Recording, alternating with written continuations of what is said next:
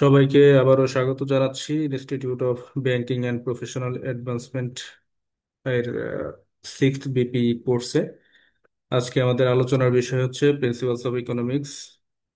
এটার এক্সাম প্ল্যানটা কি হবে, এক্সামের স্ট্র্যাটেজিটা কেমন হওয়া উচিত, এবং এক্সামের প্রিপারেশনের জন্য আমরা কিভাবে অগ্রসর হব সে বিষয় নিয়ে।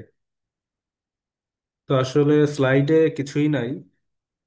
আমরা শুরু করব প্রিভিয়াস কোশ্চেন থেকে, যে সেইখানে কিভাবে কি কোশ্চেন আসছে, আইবিবির সিলেবাসে কি আছে, বা আইবিবির টেক্সট বুকে কি কি আছে, কি কি টপিক আমাদের কভার করতে হবে।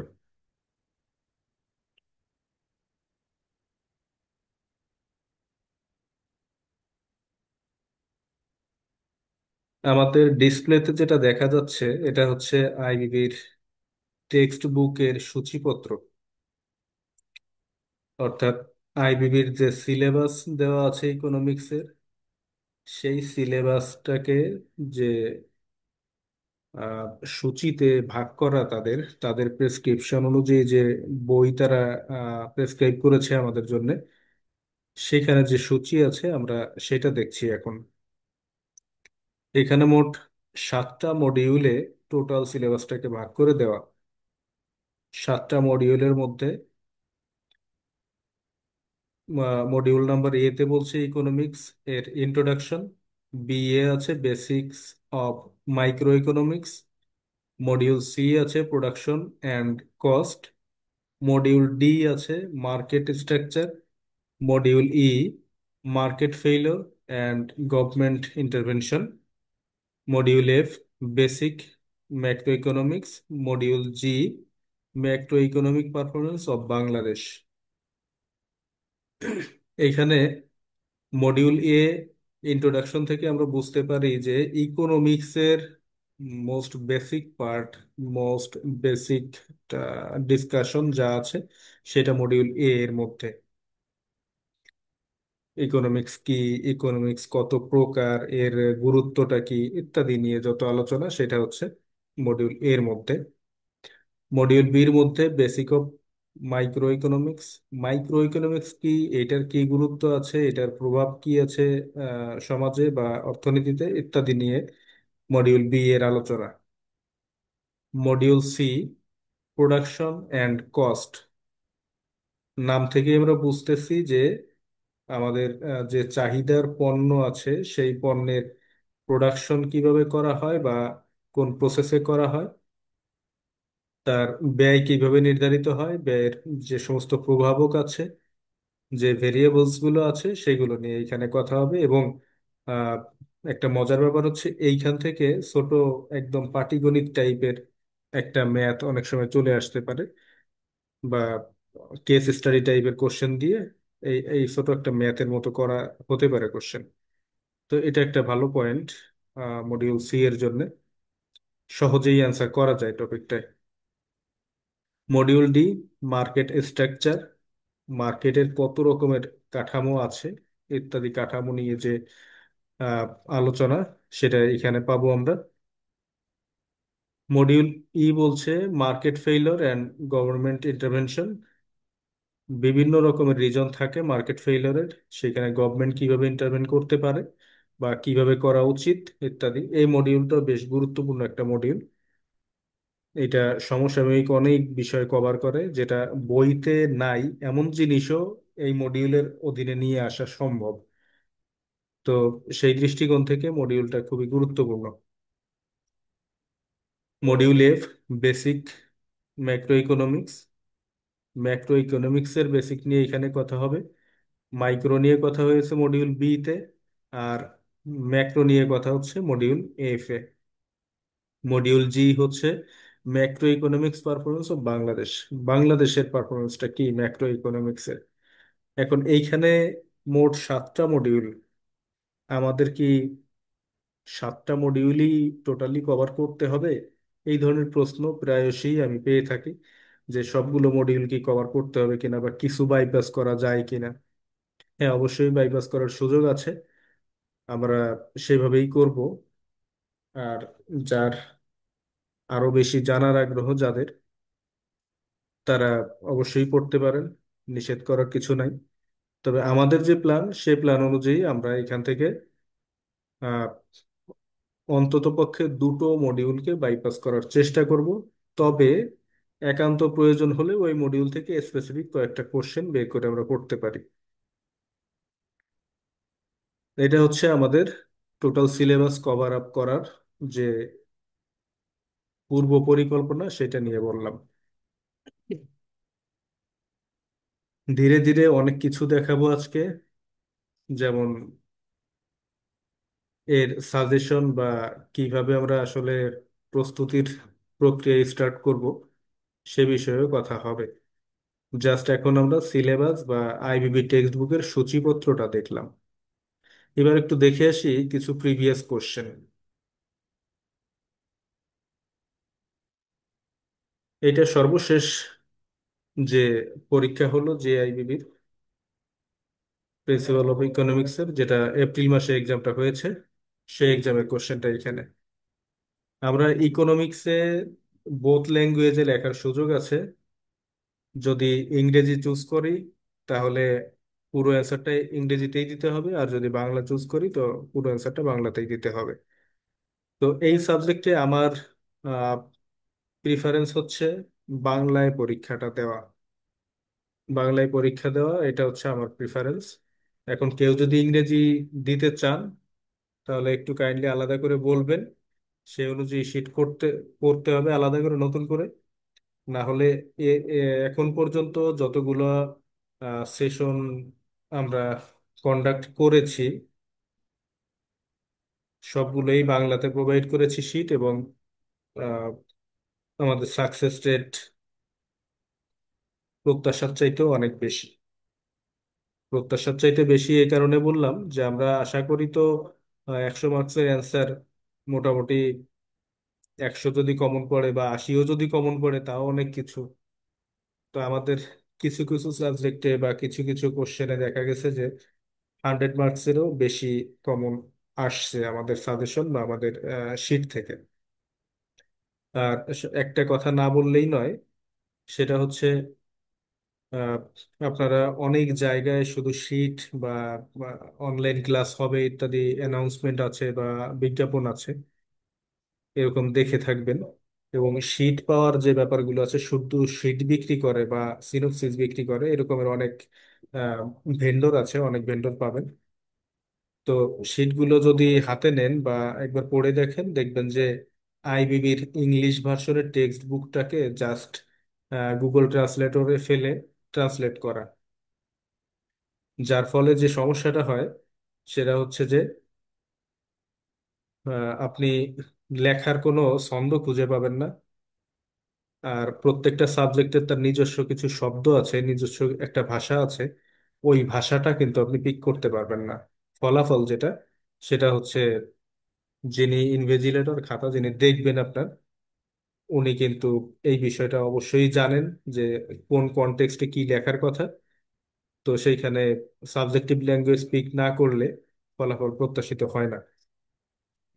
তো ওই যে যে শীটের ব্যাপারগুলো, ওর আরেকটা খারাপ দিক হচ্ছে যে শীট একবার করা, এই একবার করেই সারা জীবন বিক্রি করতেছি, যাতে হচ্ছে যে প্রত্যেক বছর বা প্রত্যেক টার্মের যে এক্সাম, যে প্রশ্নপট তারা থাকেন, অথবা এই টার্মের যে সমস্ত প্রবণতা, যে টপিকের উপর আসার প্রবণতা, এই প্রবণতাকে অনেক সময় কভার নাও করা হতে পারে। বা যদি টোটাল শিটটা সবকিছুকে কভার করে তাহলে আপনার অনেক বেশি পরিশ্রম করে পড়ে যেতে হচ্ছে, এটা আরেকটা বিষয়। তো আমাদের যে প্রস্তুতি বা আমাদের যে পরিকল্পনা, আমরা যেটা করি সেটা হচ্ছে আমরা কোশ্চেনের ট্রেনটাকে বিশ্লেষণ করার চেষ্টা করি এবং সেই অনুযায়ী সাজেশনটাকে যথাসম্ভব শর্ট করে নিয়ে আসি। এবং ওই সাজেশনের উপর বেস করে আমরা শিট প্রোভাইড করব, অর্থাৎ প্রত্যেকটা এক্সামের জন্য ভিন্ন ভিন্ন এবং নতুন নতুন শিট আমরা প্রোভাইড করি, প্রত্যেকটাই নতুন করে রাইট করা। যদি প্রিভিয়াস শিট দেখেন এবারের শীটের সাথে, দেখবেন যে অনেক জিনিস পরিবর্তিত হয়ে গেছে। তো এটা করতে আমাদের যেহেতু আলাদা করে এফোর্ট দিতে হয়, তো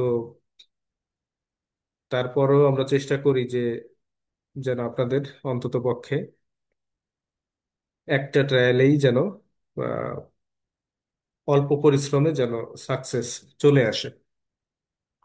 যাই হোক, এটা আরো ধীরে ধীরে আরো বেশি বুঝতে পারবেন। আর যারা ইতোমধ্যে একবার এক্সাম দিয়েছেন বিভিন্ন জায়গা থেকে শিট কালেক্ট করে, তারা এই পার্থক্যটা আরো বেশি ধরতে পারবেন। আমরা দেখছিলাম সর্বশেষ আইবিবির যে ইকোনমিক্সের কোশ্চেন সেটা, এখানে আমরা বলছিলাম যে ইকোনমিক্স যেহেতু বাংলায় অ্যান্সার করব, তো বাংলা পার্টে চলে যাই। আমরা জানি যে সব সাবজেক্টেই আমাদের কোশ্চেন মোট 10 সেট কোশ্চেন থাকে। 10 সেট কোশ্চেন থেকে আমাদের 5 সেটের অ্যান্সার করতে হয়। এই 5 সেটেই 100 মার্কস কভার করবে। তো আমরা প্রিভিয়াস সিলেবাস বা ইন্ডেক্স থেকে যেটা দেখলাম, 7টা মডিউল থেকে আমরা 5টা মডিউলকে অন্তত পক্ষে পিক করব। আর এডিশনালি যদি প্রয়োজন হয়, ওই যে যে যেগুলোকে বাইপাস করছি, ওই মডিউলগুলোর থেকে কিছু কোশ্চেন আলাদা করে নিয়ে আমরা পড়ব। তো আমাদের টার্গেট হচ্ছে 5 সেট কোশ্চেন অ্যান্সার করা, এবং সেটা অ্যান্সার করতে আমাদের যতটুকু ইফোর্ট দেওয়া দরকার আমরা সেটা দিয়ে যাব। এটা হচ্ছে আমাদের প্রতিজ্ঞা। পরীক্ষার আগ পর্যন্ত আমরা এটুকু কাজ করব। সরি। আমরা কোশ্চেন নাম্বার 1 যেটা দেখছি, অর্থনৈতিক মডেল সমূহ অর্থনৈতিক তত্ত্ব পরীক্ষার জন্য ব্যবহৃত একটা কোটেশন। এটার উদাহরণসহ ব্যাখ্যা চেয়েছে। একটি অর্থনৈতিক একটি অর্থনীতি কোন 3টি মৌলিক প্রশ্নের সম্মুখীন হয়? সংক্ষেপে ব্যাখ্যা করুন। অর্থনীতি নিয়ে পড়াশোনা করতে গেলে এই আহ, 3টা যে মৌলিক প্রশ্ন, এই 3টা মৌলিক প্রশ্ন আসলে না বুঝলে অর্থনীতিকে বোঝা যায় না। তো সেরকম একদম মোস্ট বেসিক একটা কোশ্চেন এবারে চলে এসছে। এরপরেও আমাদের আমাদের পড়ার সময় আবার একটু আমাদের দেখতে হবে, কারণ আহ, এটা হচ্ছে ওই যে বললাম যে অর্থনীতি বুঝতে গেলে এই 3টা কোশ্চেন আসলে নিজেকে নিজের ভিতরে অ্যারাইজ করতে হবে। তাহলে অর্থনীতিকে বোঝা যাবে বা বোঝার একটা একটা অ্যাট্রাকশন তৈরি হতে পারে। বাজার অর্থনীতি এবং নিয়ন্ত্রিত অর্থনীতি বলতে কি বোঝায়? অর্থনৈতিক উন্নয়নের জন্য এই দুটির মধ্যে কোনটি ভালো? আমি কোশ্চেন কেন পড়ছি এটা নিয়ে আমাদের মনে প্রশ্ন আসতে পারে, যে যেহেতু এর আগে কোনো আলোচনাই হয়নি, তো কোশ্চেন কেন পড়ছে? আসলে কোশ্চেনটা পড়ার উদ্দেশ্য হচ্ছে এই যে যে এক দাগের যে কোশ্চেনটা আমরা দেখছি, এখানে 3টা কোশ্চেন, ভিন্ন ভিন্ন 3টা কোশ্চেন দেওয়া। এখন 3টা কোশ্চেন কিন্তু সবসময় 3টা না, একটু বেশিও থাকে। যেমন 1-এর ক, এইখানে জাস্ট একটা কোশ্চেনই আছে। 1-এর ক যেটা, এর মধ্যে জাস্ট একটা কোশ্চেনই আছে। 1-এর খ, সেইখানেও একটা কোশ্চেনই আছে। কিন্তু 1-এর গতে দেখি বাজার অর্থনীতি ও নিয়ন্ত্রিত অর্থনীতি বলতে কি বোঝায়। প্রথমত কি বোঝায়, এরপরে এই দুইটার মধ্যে কম্পেয়ার করতে বলছে, এর মধ্যে কোনটা ভালো। এইখানে 2টা পার্ট, মানে অ্যান্সার কিন্তু আবার 2টা পার্ট, 2টা পার্ট বিবেচনা করে অ্যান্সার করতে হচ্ছে। অর্থাৎ এখানে যে 8 মার্কস দিয়েছে, এটা আসলে 4 এবং 4, দুটো 4কে অ্যাড করে 8 মার্কস দেওয়া। তো একটা কোশ্চেন বিশ্লেষণ থেকে আমরা যতটুকু বুঝলাম যে আমার হচ্ছে মিনিমাম 3টা কোশ্চেনের অ্যান্সার করতে হচ্ছে একটা দাগের মধ্যে, অর্থাৎ 20 মার্কসের জন্য। এবং এই 3টা কোশ্চেন ক্ষেত্র বিশেষে 4টা বা 5টা ভিন্ন পার্ট অ্যাড হতে পারে এর মধ্যে। এবং আহ, এটা হচ্ছে আপনাদের জ্ঞাতার্থে বলি, এক দাগের কোশ্চেনটা মডিউল এ থেকে আসছে। আমরা কোশ্চেন নাম্বার 2 দেখছি। উৎপাদন সম্ভাবনা রেখা কি? উৎপাদন সম্ভাবনা সীমার মধ্যে যে কোনো বিন্দুতে উৎপাদন সম্ভব, কিন্তু তা সর্বোত্তম নয়। এটা আরেকটা কোটেশন। আপনি কি একমত? উদাহরণের সাহায্যে ব্যাখ্যা করুন। এইখানে 2 দাগের কয়ের মধ্যে দুটো পার্ট, সম্ভাবনা রেখা কি একটা প্রশ্ন, দ্বিতীয় প্রশ্ন একটা কোটেশনের ব্যাখ্যা। 2-এর খ, পর্যায়গত উপযোগ সংখ্যাগত উপযোগের মধ্যে পার্থক্য। ব্যাস, একদম আমরা বুঝি যে পার্থক্যের যে প্রশ্নগুলো আছে সব সাবজেক্টেই দেখবেন পার্থক্যের কোশ্চেনগুলো 4 মার্কসেরই হয়। শর্ট নোটের মতো আর কি। তো এইখানেও একটা পার্থক্য আসছে, সেটা 4 মার্কসের। গ দাগে নিরপেক্ষ রেখার সংজ্ঞা লিখুন। দুটি নিরপেক্ষ রেখা কেন পরস্পরকে ছেদ করে, ছেদ করে না, ব্যাখ্যা করুন। এইখানেও গ দাগে দুইটা পার্ট। তাহলে 2 দাগের কোশ্চেনের জন্য আমার কোয়াতে দুটো, খতে একটা, গতেও দুটো, তাহলে মোট 5টা ভিন্ন ভিন্ন পার্ট, পার্শিয়াল অ্যান্সার আমার লিখতে হচ্ছে 20 মার্কসের জন্য। তাহলে এভারেজ কিন্তু আমার 4 করে মার্কস পড়লো প্রত্যেকটা কোশ্চেনে। কোশ্চেনগুলো বেশ বড় এরকম না, কোশ্চেনগুলো ছোট, বাট লিখতে হচ্ছে মোটামুটি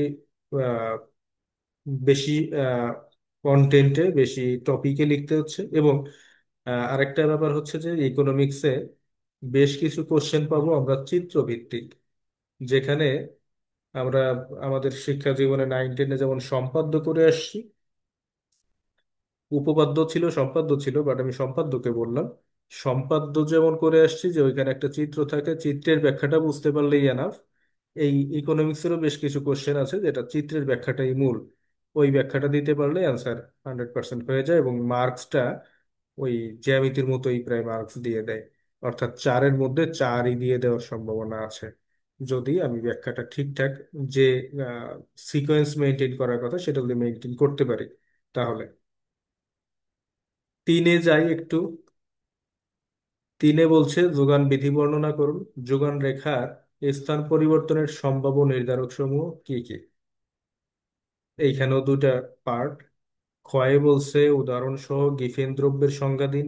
গিফেন দ্রব্য কিভাবে সাধারণ দ্রব্য থেকে ভিন্ন, দুটো পার্ট। গোয়া 3-এর গ বলছে সর্বোচ্চ দর এবং সর্বনিম্ন দর, এই ধারণা দুটো আলোচনা করুন। আপনি কি মনে করেন আমাদের পোশাক শিল্পের শ্রমিকদের বেতন সর্বনিম্ন নির্ধারণে সর্বনিম্ন দর ধারণা প্রয়োগ করা উচিত?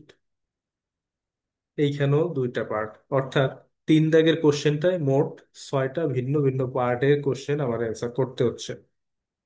তাহলে এইখানে আমরা এতক্ষণ পর্যন্ত যে দেখে এসেছি যে প্রত্যেকটা কোশ্চেনে 4 মার্কস অ্যালোকেট করা, 3 দাগের কোশ্চেনে এসে সেই ধারণাটা বদলে গেল। এইখানে কিন্তু ক এবং খয়ে 3 মার্কস করে ছোট পার্টের, আর গয়ে যে 4 মার্কস। অর্থাৎ এইখানে আমার 3 দাগে 20 মার্কসের জন্য মোট 6টা কোশ্চেনের অ্যান্সার করতে হচ্ছে। কন্টেন্ট ছোট, বাট আমার পড়তে হবে নাম্বার অফ কন্টেন্ট বা নাম্বার অফ কোয়ান্টিটি বেশি। এটা হচ্ছে ইকোনমিক্সের একটা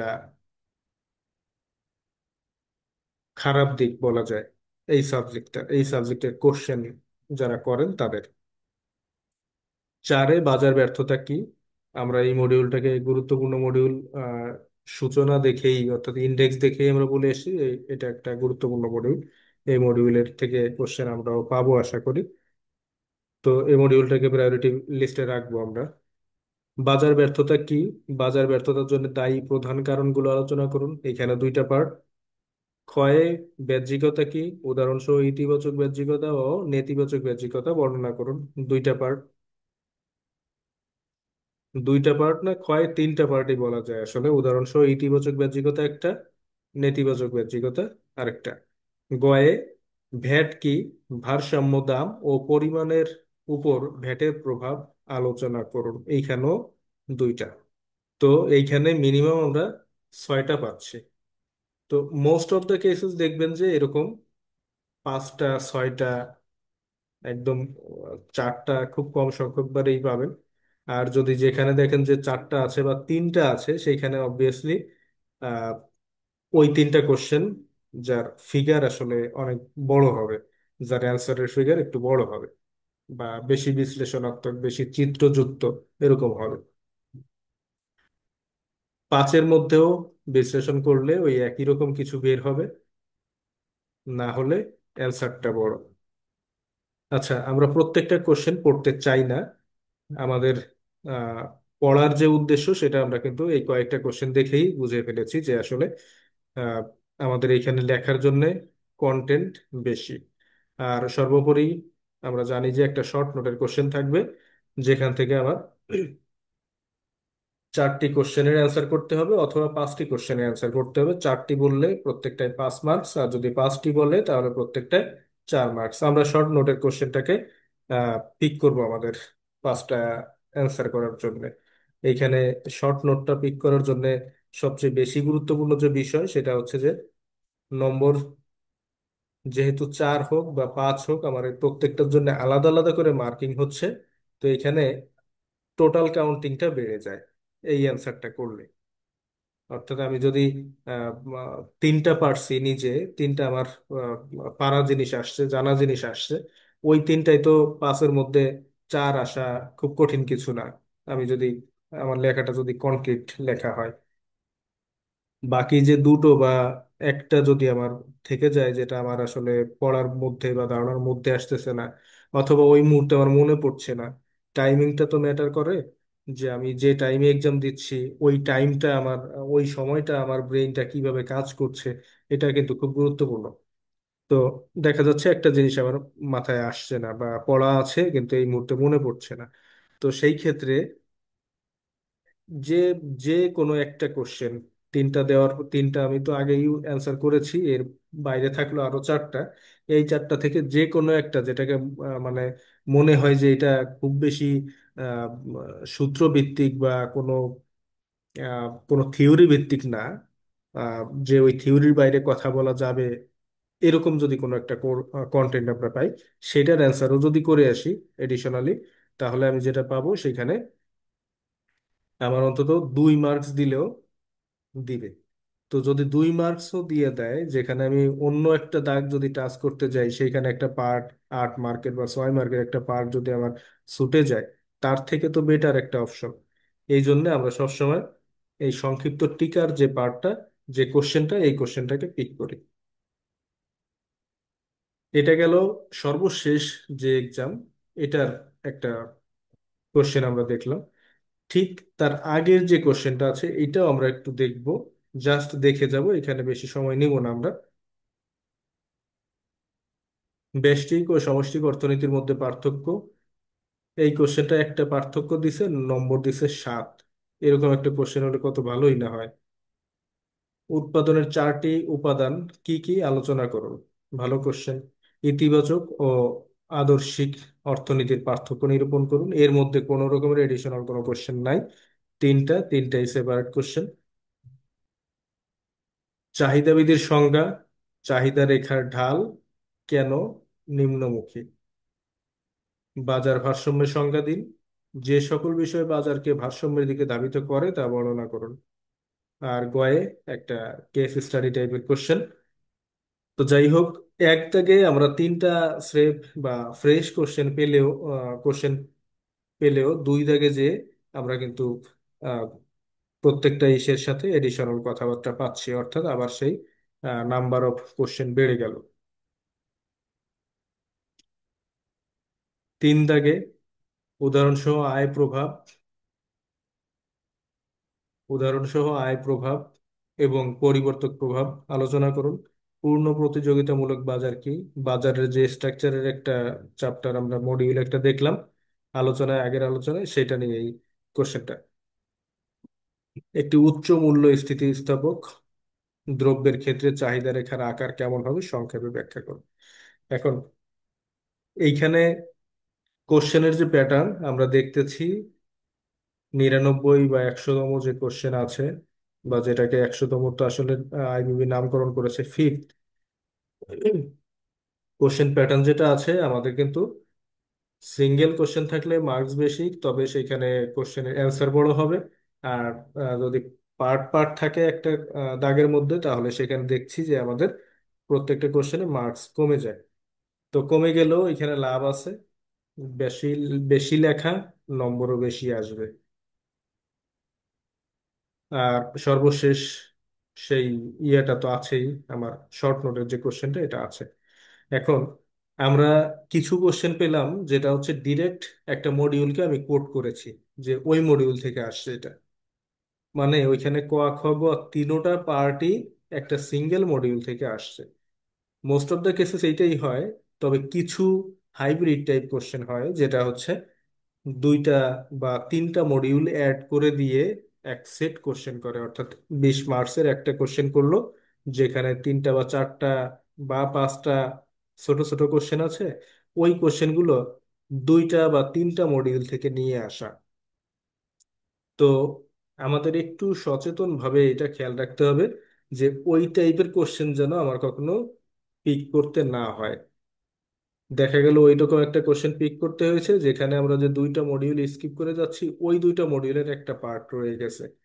তখন ওই মার্কসটা কিন্তু আমার ভাগ্যের উপর ছেড়ে দিতে হয় যে ওই মার্কসটা আসলে পাবো কি পাবো না। তো কোশ্চেনটা যখন পিক করতে যাব তখন একটু বিবেচনা করে নিয়ে আমরা এই কোশ্চেন পিকিং এর ডিসিশনটা নিতে হবে।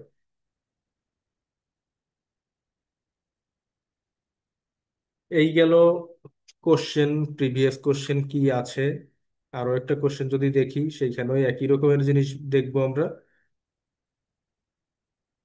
3টি মৌলিক প্রশ্নের মুখোমুখি হয়, চিত্রের সাহায্যে ব্যাখ্যা করুন। ব্যষ্টিক সমষ্টিক অর্থনীতি পরস্পর নির্ভরশীল, একে অপরের পরিপূরক।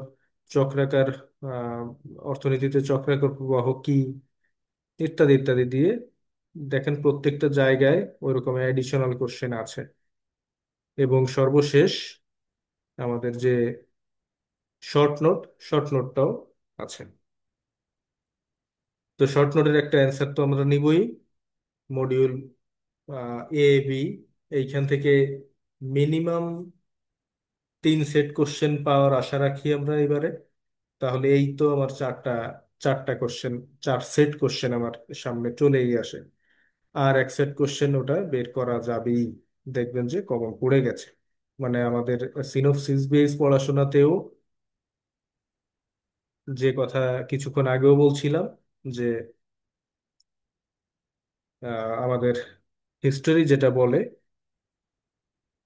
থিওরি সাবজেক্টগুলোতে বেশিরভাগ ক্ষেত্রেই 100 মার্কসের বেশি আমাদের সাজেশন থেকে কমন আসে। আমার লিখতে হয় 100, কিন্তু আমি যদি লাস্ট এক্সামের একটা একটা যেটা আমি ফিজিক্যাল কাউন্টিং করেছিলাম একটা সাবজেক্টে, সেটায় মোট 132 মার্কস আসছিল। মোট 200 মার্কসের কোশ্চেন, তো 10 সেট কোশ্চেন, প্রত্যেক সেটে 20 মার্কস, মোট 200 মার্কসের একটা কোশ্চেন হয়। এই 200 মার্কসের মধ্যে 132 মার্কস কমন আসছে একটা সাবজেক্টে।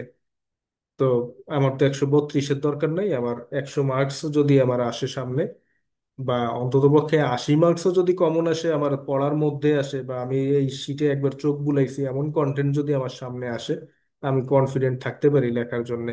এবং ওই লেখাটা যা লিখবো, লেখাটা অবশ্যই আমার সন্তুষ্টি থেকে যেহেতু লেখা, রিফ্লেকশনটা ওইভাবেই হয়।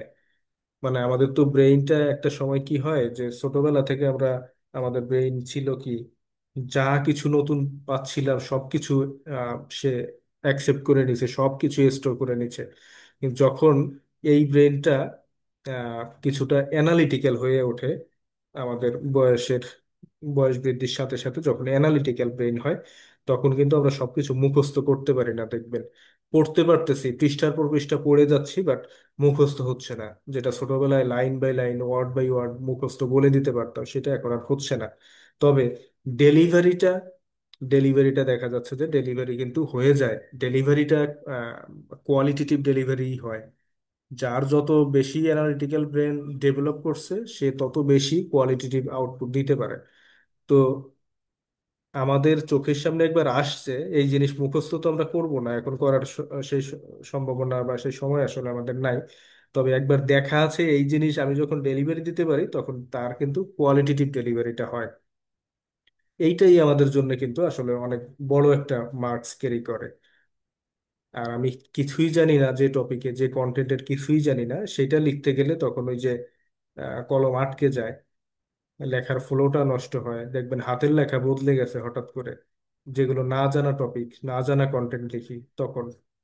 তো আমাদের এই দশা যেন আমাদের সামনে না আসে, সেই প্রস্তুতি স্বরূপ মোটামুটি আমরা আমাদের প্রিপারেশনটা নিব। এখন কোশ্চেন বেসড ডিসকাশন বা কোশ্চেনের কথাবার্তা আমরা এখানে রেখে দিলাম। আমরা যাই,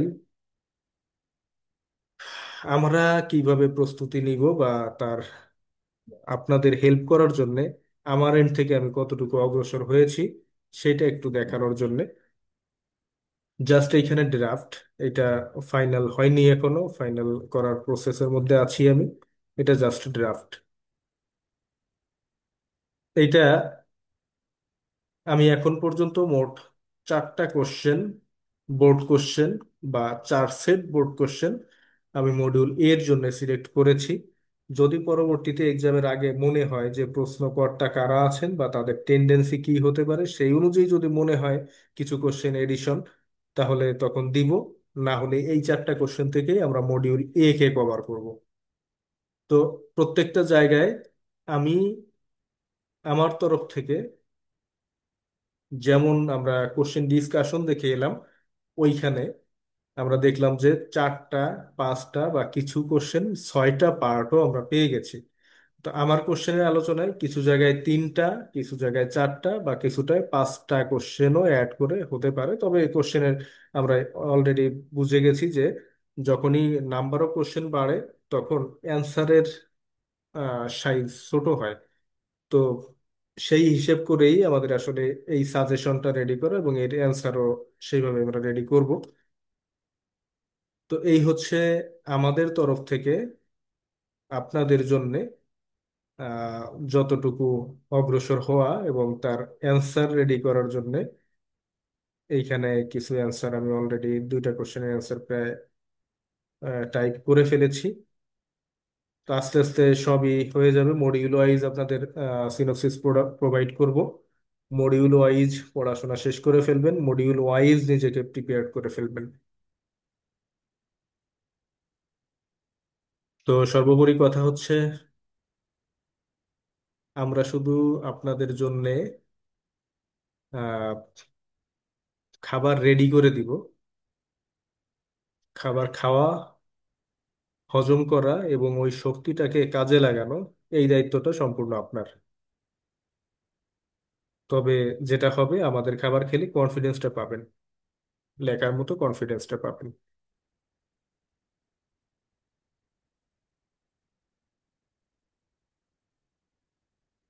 এ পর্যন্ত আমি আজকে ইকোনমিক্সের আলোচনা শেষ করতে চাই। আপনাদের যদি কোনো সাজেশন বা কোনো পরামর্শ কিছু থাকে যে এখানে অন্যভাবে কোনো কিছু অ্যাড করার আছে কিনা, বলতে পারেন। না হলে আমরা 20 মিনিটের বিরতি নিয়ে তারপরে অ্যাকাউন্টিং স্টার্ট করব।